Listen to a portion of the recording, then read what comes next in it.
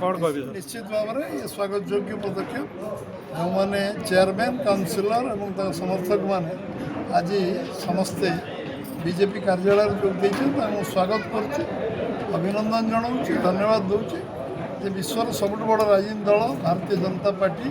विचारधारा और नेतृत्व पर आस्था रखी प्रधानमंत्री मुख्यमंत्री आस्था रखी से आज आम दल जोग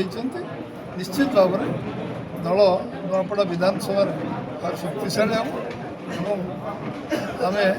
केवल नुआपड़ा नुहे ओडिशा राजनीति निश्चित भाव में बीजेपी शक्ति बुद्धिम आने जो विगत केंद्र राज्य सरकार में चली सरकार को कार्यक्रम को आहरी त्वरान्वित करेंगे आहरी कार्यक्रम एनएससी जो उत्तर उन्नति कार्य से समस्ते सरकार जो बजेट अन्य कथा कार्यकारी कर सहयोग